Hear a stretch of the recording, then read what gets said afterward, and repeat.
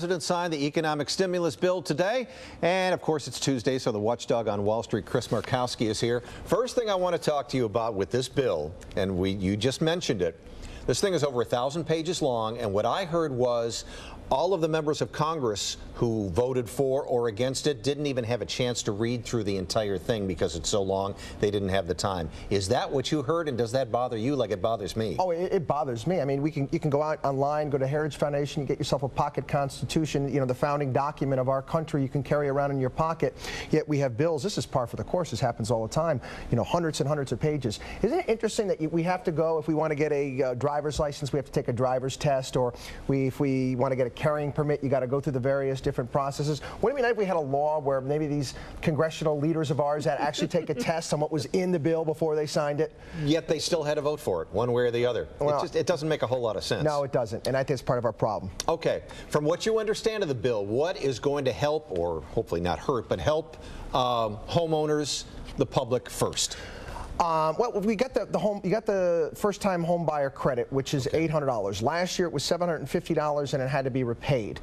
This year it's going to be, if you buy a house between January 1st of this year and December 31st of this year, you get an $800 credit that you get to keep. You don't have to pay it back as long as you keep the home for 3 years. There's caveat here, caveat there. It's tough to keep track of. But yeah, last year you're out of luck. If you buy a home this year, it's going to apply to you. It's for '09. Yes. And I also read that there is going to be some cash involved, a cash stimulus back to, like, what did I hear, $400 for an individual? $400 for individual, okay. $800 for couples. If you make less than $75,000 a year, $150,000 for couples. Going to start showing up in paychecks come June at about $13, $14 a week, and then going to be down around $8 come January. Oh, so there is not going to be a check written. It's going to be in your paycheck. Yeah. Okay, that's what I heard. $13 a week doesn't sound like much. No, that's how they're doing it. They're doing it on your paycheck over time throughout the course of the year. And the argument against is obviously like, how is this going to stimulate the economy? Gas prices coming down was a much greater stimulus than this. Yeah. Okay, let's get to a couple of questions, and I think one of them you already hit on. One of our Twitter followers, Sunjuice, asks, please clarify the first-time home buyer credit. How much is it, and what if you have filed already? And you said it's what, $800 for '09? $800 for '09, okay. And you're not going to have to pay it back as long as you keep your home for 3 years. Oh, 3 years, okay. Yes. All right.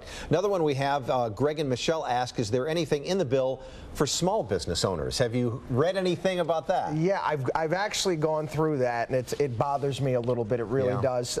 They want to increase the amount of SBA loans, which is great. SBA loans have basically gone backwards because banks have been unable to collateralize them and sell them off. They want to increase that, but they're also going to be offering basically interest-free loans to people who are having trouble paying back their existing SBA loans. So the taxpayers are going to basically be subsidizing interest-free loans to businesses who are, for all intents and purposes, kind of failing, which isn't really exactly I mean, I would love an interest-free loan. I'm sure you would love an interest-free loan. We all love an interest-free loan, but this is going to be going out to people having difficult time paying back their existing SBA loan. Okay, it sounds like they want to give them a second chance in business.